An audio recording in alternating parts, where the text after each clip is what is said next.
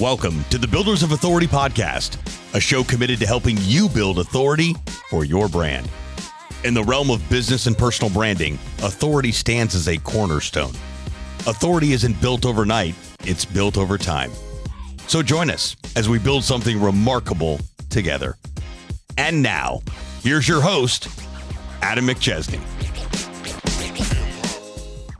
Hey, what's going on, everyone? Welcome back to another episode of the Builders of Authority podcast. We're live here at Adventure Unknown in Fenton, Missouri, just outside of St. Louis. If you're in the St. Louis area and looking for a place to level up life and business, meet some amazing people, I would love the opportunity to show you around here at Adventure Unknown. Feel free to shoot me a message on social media. Send me an email, text me if you have my number, but would love to show you the space that we have here. You'll be able to see where we record this episode live each and every single week. Thanks to Punchline Productions. That's who we utilize to be able to make all of this stuff happen. And so we can show you this space. We can show you everything from the pickleball court to the gym, to the bar area, the networking space, conference rooms. There's so much value and opportunities and amenities that are up here at Adventure Unknown. So if you're in the area, send me a message. Would love to have you up here. Today, I'm joined by someone that I've had the chance to now meet a couple of different times here at AU due to a common connection of ours. Got the chance to learn about him and his business, and I'll start by saying anyone, regardless of if you're an entrepreneur or not, will benefit from today's episode. What he does for his clients and his patients is crucial for success. And his unique take on mental health as a whole is very intriguing, and we'll be diving into some of that stuff today. So Dustin is with Triad Functional Mental Health. Dustin, welcome to the show, man. Thank you very much. Happy to be here. Yeah, happy to have you. So tell us a little bit about who Dustin is and kind of how you got started in this space, and then we'll dive into Triad and everything that you do right now. All right, man. So I am a psychologist, PhD, counseling psychology, licensed in the state of Missouri, able to work across state lines through this thing called unpack, which allows us to do that. Yep. Got into psychology just sort of in a roundabout way. I was pretty sure in high school I was going to be an architect, but really a baseball player. But they told me architecture was going to take 5 years in college and I wouldn't have time to play baseball. So that was out. Started college then as a film major, which was really interesting, but a lot more work than I expected. But then really the whole thing came crashing down when I didn't make the baseball team. So life just wasn't going the way I hoped it would that year, and had a really tough time. That was my freshman year in college. And, to kind of help me work through that, I ended up seeing a counselor for the first time who was really helpful, but we just, the connection wasn't great because she knew very little about sports. And that was really like what I was there to talk about mostly, but it was still a helpful experience. Yeah. And just sort of helped me figure out what needed to come next. So went home. I was in another state. I went back home, went to community college, took intro to everything, intro to business, and the intro to psych classes were interesting. And at the time I was working with a really, really skilled academic advisor who got to know me really well personally and figured like he knew I like sports. We figured out I like psychology. And so he was the person who actually introduced me to the field of sports psychology, which I'd never heard of. And that was just the light bulb moment, man. So, and then he introduced me to a person who was doing sports psychology there in Eugene, Oregon, working with University of Oregon, Oregon State, really cool person to talk to. So after that lunch with that guy, I was pretty sure what my path was going to be. So finished up the bachelor's in psychology, went on to get the master's in sports psychology. And then a few years later, followed that up with doctorate in counseling psychology. Amazing. And so talk about after the degree, like, hey, here's kind of where you got started in actually putting this to work, started to get your feet wet in the space. Yeah. So after the degree, was fortunate to have a former classmate who was working at this group psychology practice who got me the interview there. And that became my first job after finishing school, place in O'Fallon, Missouri. Really great place, locally family owned, husband and wife team, and super supportive. I mean, probably pretty much the perfect job right out of school, still needing a lot of guidance, like literally had to get another 1,500 hours of supervision at that point just to get the license. So yeah. So still had some work to do, but great place to be, and literally been there ever since. So it's been coming on 13 years this month. Wow. Yeah. And so, but then last couple years, sort of percolating the idea of having my own place to focus more on the physical components of mental health and to be able to combine the two. So that's sort of where the journey began professionally and kind of led me to where I'm at today. Yeah. So tell us a little bit about where you're at today, kind of what your focus is, and all the different things that you do. Yeah. So I'm in my first year opening Triad Functional Mental Health. The premise of Triad is the combination of physical health and mental health. I think it's well known in the field that there are a lot of physical components that contribute to mental health, but therapists, psychologists, we're not really trained to deliver those services. Sure. And we are trained very, very clearly to stay in our lane. Yeah. Right. So a lot of us say like, yeah, you should exercise. Yeah, you should eat right. And that'll help your mental health. But I'm not really qualified to tell you how to do that. But so through my experience, through sports psychology, and also I was a personal trainer at some point. It was after my master's degree, became a personal trainer. And so just had a lot of lived experience in the physical health part of it. And so when I began Triad, I re-upped my personal trainer certification and also found a certification for nutrition for mental health. So as a psychologist trained in mental health, I am now qualified to also deliver the services of the personal training, physical fitness, and nutritional stuff too. That's awesome. And so that's kind of what we've been talking about when we've been meeting, is that is really the unique differentiator that you have, because really nobody, obviously locally, most importantly, is not doing that, correct? Yeah. It not that I'm aware of. I think there's some people who might be like a certified yoga instructor and can incorporate some of that type of movement into their mental health practice, which is awesome. Different preferences that people have. But I'm really not aware of anyone doing it the way I'm doing it. And so obviously a lot of people listening to this episode, they've started a business or they're interested in starting a business. And usually every single time, and this being, new with the new business is it usually never happens as quick enough or as fast enough as you want. And so one of the first things, and I knew what mental health was before I was an entrepreneur, but it's obviously talked about, in my opinion, more than when I was in a company. It was not necessarily like we weren't going around sales reps being like, hey, I'm struggling with mental health. Right. But the conversation obviously, I think, increases in sports, and I think it also increases in entrepreneurship, right? Because there's so many things we have to really push forward with. And so for the entrepreneur that is listening to this episode, what are some things that people can start to understand about maybe their current state, where it's like they're trying to like freaking run through this wall, and it's like, hey, you actually need to take a step back and work on some of the things you help out with? Yeah, I mean, exactly to your point, you hear a lot about like the hustle culture, and hustle culture. Like, I get it, man. Like you're trying so hard to make it successful and just get it off the ground and be as successful as possible, but through pushing yourself so hard, you probably are actually losing some possible productivity. Yeah.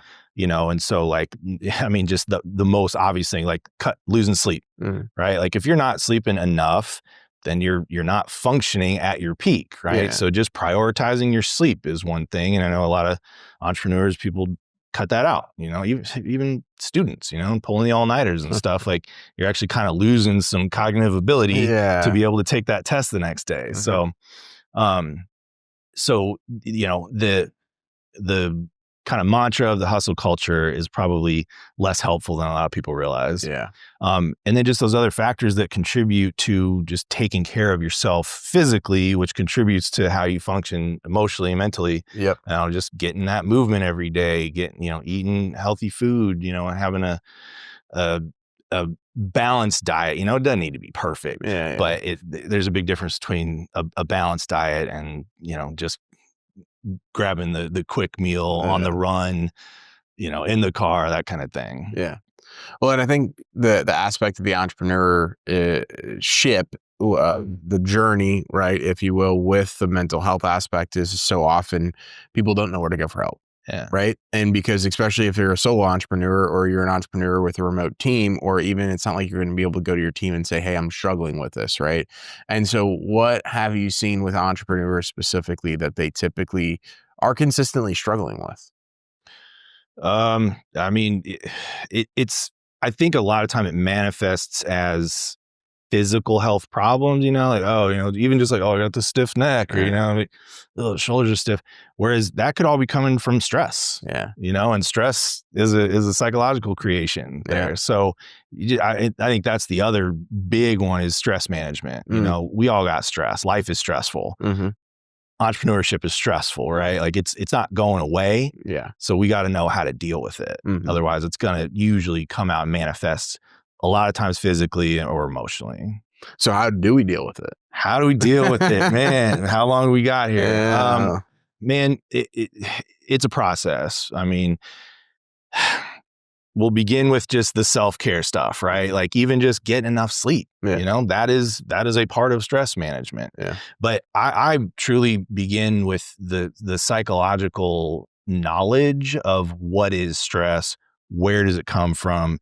How can we just, right off the top say we got this much stress? All right, if we can just drop it down, say 20%, because we understand it better and we can just like have that much less to deal with, that's where I like to start. Yeah. Well, and I think a lot of people, and I know I struggled with this and I still struggle with it from time to time, but when you have that stress that's there is really being self-aware that like how it got created, right? So a lot of people are like, oh, I'm so stressed. Like, yeah, as you mentioned, like stress is a part of life.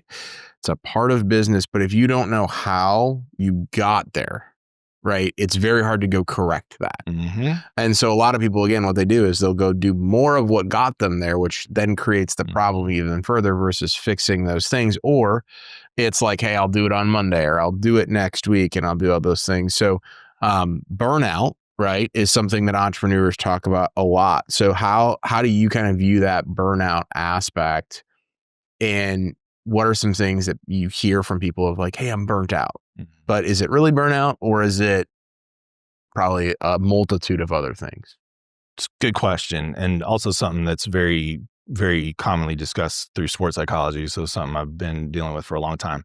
Burnout is, there's not a definition like in our DSM psychology book of burnout, but it is considered to be like a syndrome, a collection of symptoms. Yeah. So when is it burnout? When is it not? I think that's sort of a gray area, but we have a good idea of what that looks like. Yeah. And it's tough, but it can be avoided. And I think you made a really good point. Like when we don't know how to deal with it, we just kind of keep doing what we've been doing, which sort of just like pours gas on the fire. Yeah. But yeah, I mean, the self-care stuff, I'm always going to go back to that because it's maintenance, it's management. I use this analogy, like we have a bucket that we put our emotions in and like we can put a lot in there until it's full. Yeah. And then it's full and it's going to start causing problems. Yeah. So the maintenance, the day-to-day self-care stuff, getting enough sleep, getting exercise, that keeps the level of the bucket down. Mm-hmm. So hopefully we can avoid filling it too full and spilling out. Yep. Once it's there though, it needs to be addressed, man. Burnout doesn't typically just resolve itself. Yeah. You kind of get past that point and it's hard to come back. So professional help is a good idea.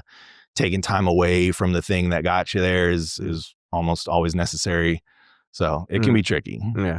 Well, and I think a lot of it kind of comes down to a lot of people talk about like work-life balance, right? And one of my mentors years ago said there really isn't a work-life balance. He said it's more so harmony, right? And you may have different seasons where, for example, work is up here and then it's down here, but a lot of times, right, the part that people struggle with is that balance. And it's like, well, it's always going up and down and it's always going up and down, or it's all in one direction, is that they don't actually actually have the harmony or the balance. It's all work or majority of work, and they'll say it's for a season, and that season is supposed to be 90 days, and then it's becoming a year and 2 years, right? That. So the aspect of work-life balance, what are your thoughts on that specifically?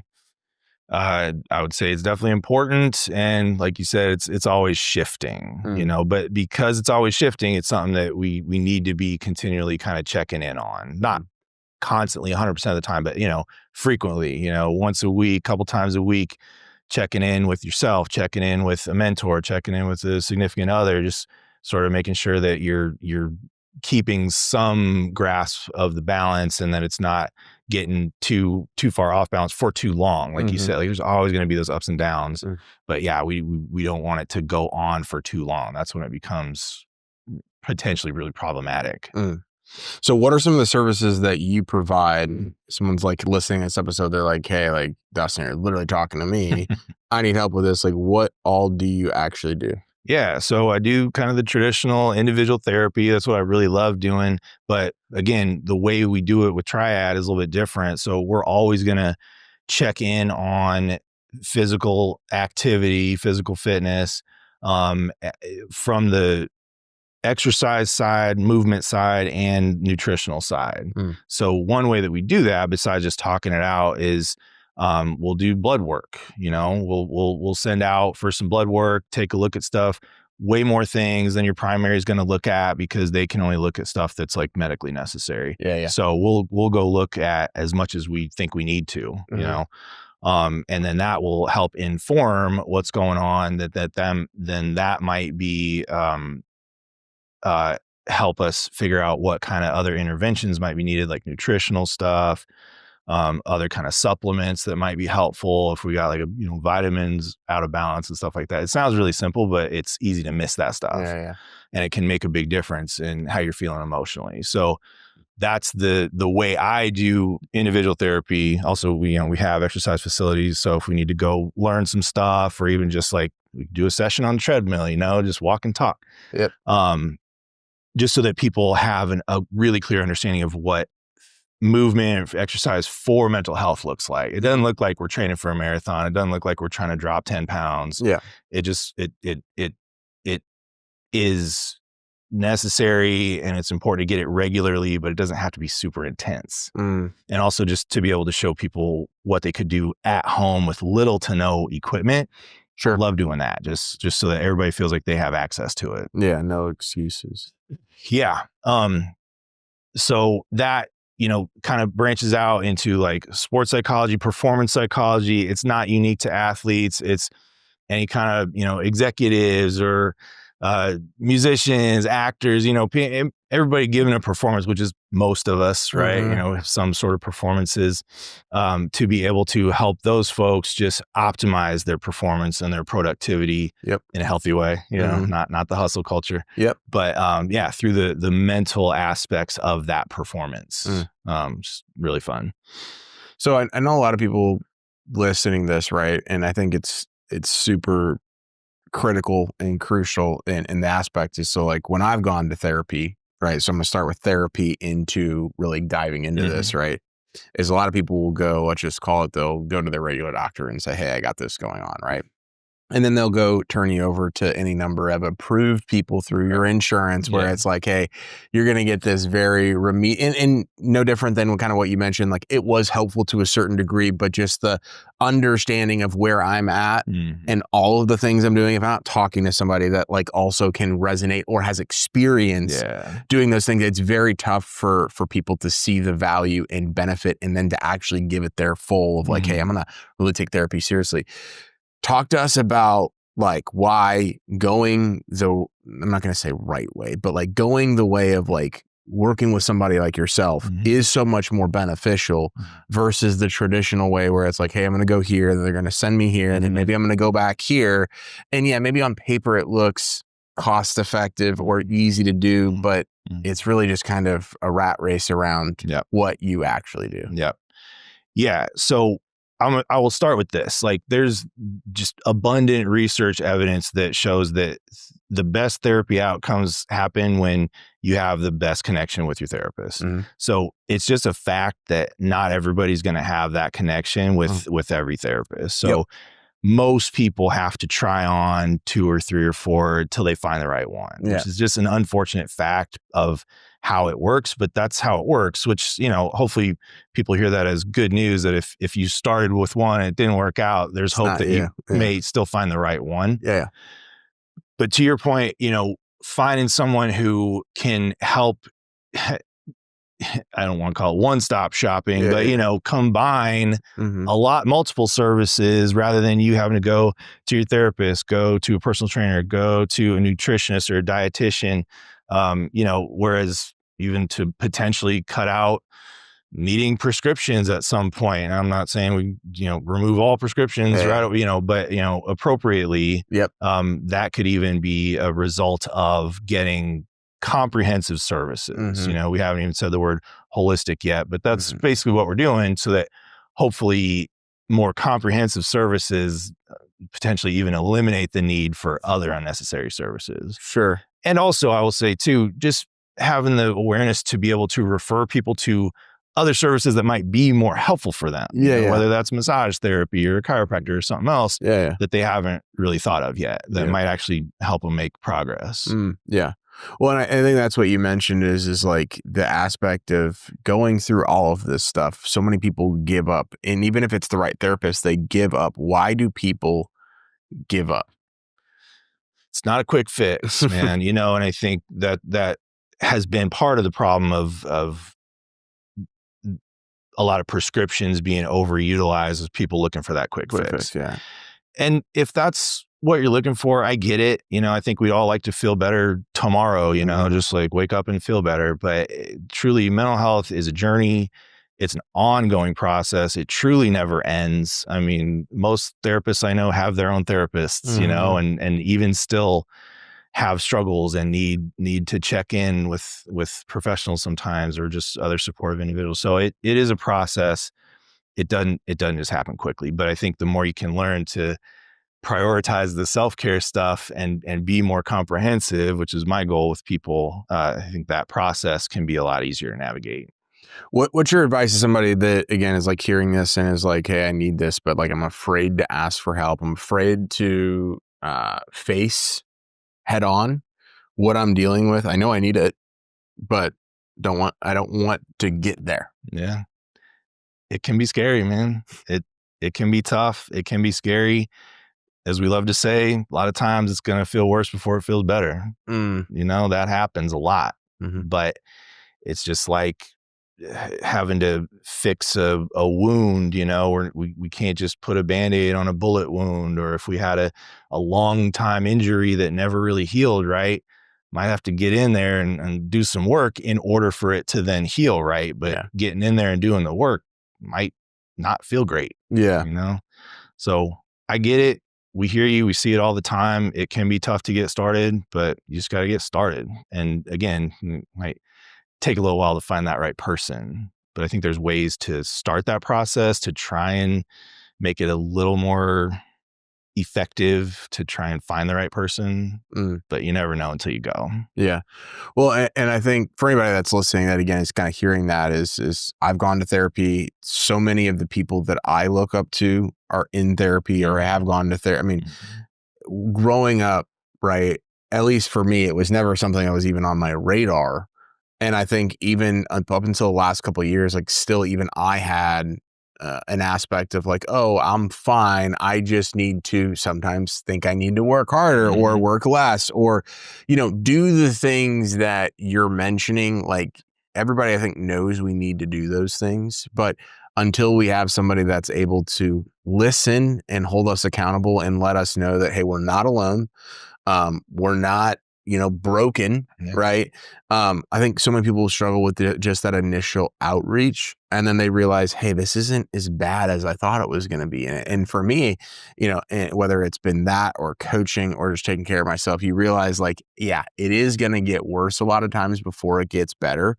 But once you start to see the better, you're like, oh my gosh, where has this been all of my life? Yeah, I hear that all the time.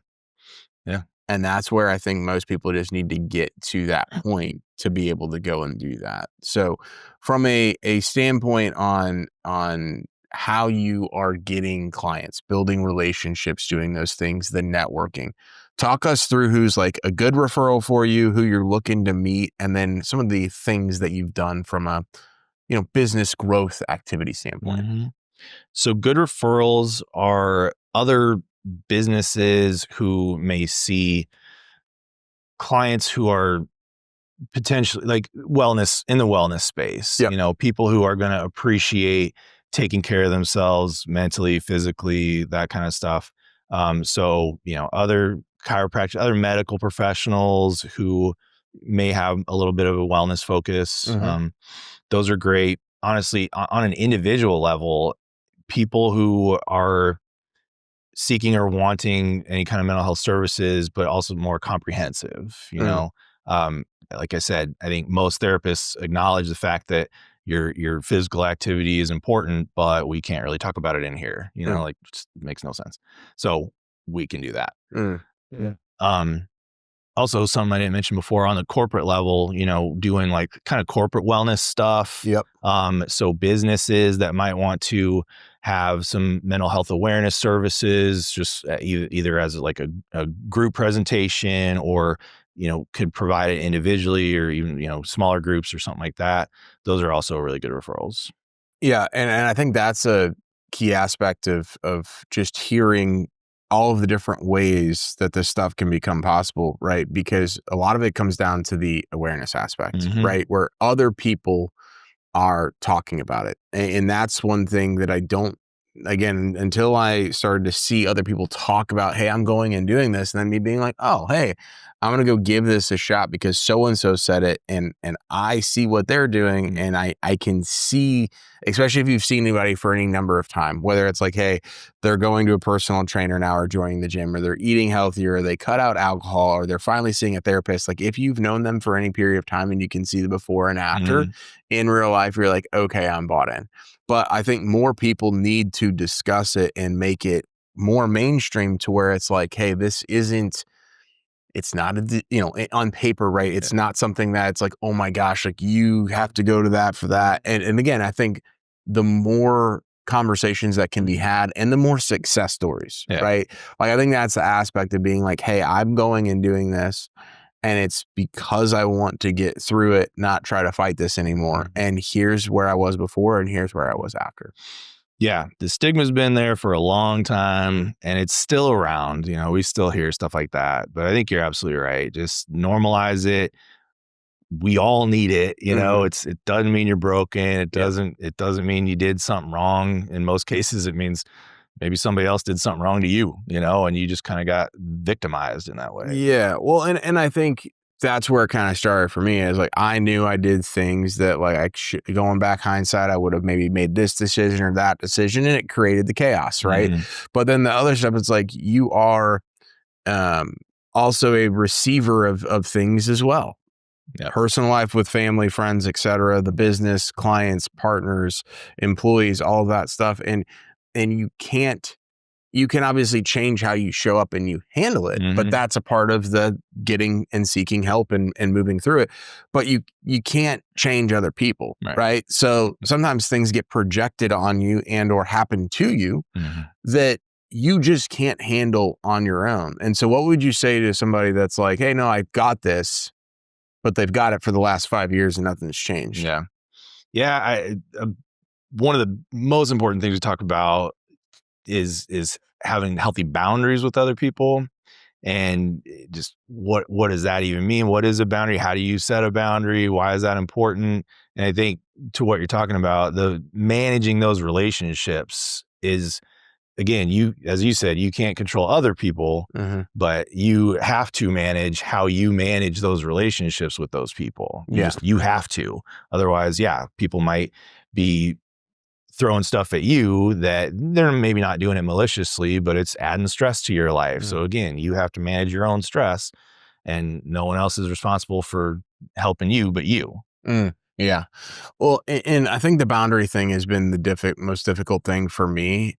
And I think a lot of entrepreneurs where it's like, hey, the boundaries between whether that's clients, employees, business partners, people in your network, but then also like the family side as well. Once you go from, you know, for example, for just me and my wife to my wife and I and a kid, and then you have I have divorced parents, and then I have siblings. I mean, it's a cobweb of insanity. Yeah. And so again, I think in those different aspects, right? Growing up, you're like, well, why would I need to set a boundary here? Yeah. And then life happens. Yeah. And you're like, oh, that's why. Yeah. And as a kid, your only lessons about those things are the examples that you have. Yeah. And sometimes those examples aren't that good, you know? So through no fault of your own, maybe you just never learned that skill. But now as an adult, you're the only one responsible for you. So you better get some help or figure it out how to learn it. You gotta go. Yeah. Well, what are you like most excited about? Obviously, I know you mentioned, you know, recently starting the business in the last year, but like, what are you working towards? What's the main purpose behind all this, and where do you see this going? I would like to expand the model to just to have it be more the norm, you know?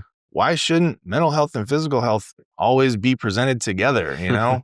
Whether that's a multidisciplinary practice, which there are a few of those out there, some really good ones actually in St. Louis, where under one roof you have your therapist and your psychiatrist and, you know, your massage person, like a multidisciplinary kind of thing.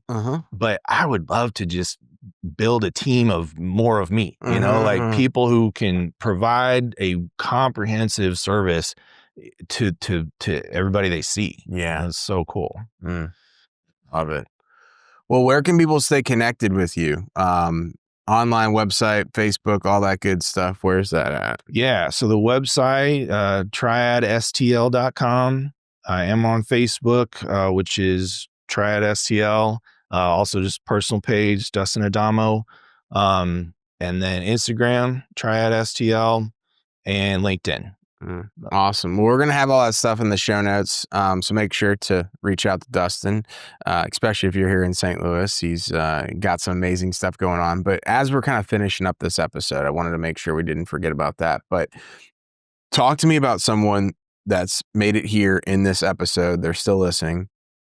And they're like, hey, you know, I'm sold on why I need to do this, but I'm still deep down struggling, whether it's, hey, I know this is an investment of my time and money, but also in what if this does work, right? Like, what if this does work and I realize I have to set more boundaries with people, or I realize that I have to now go get back in the gym. I realize I have to go do all of these things. What would you say to that person? My favorite thing to say to everybody is, if you keep doing what you've been doing, you will keep getting what you've been getting. So change requires change, you know? And so, I mean, that's just, if you want things to be different, you have to do things differently. Yeah. But, and that can be intimidating. That can seem challenging or scary. And so having somebody help you navigate that is pretty important. Yeah. Love it. Great way to end the episode.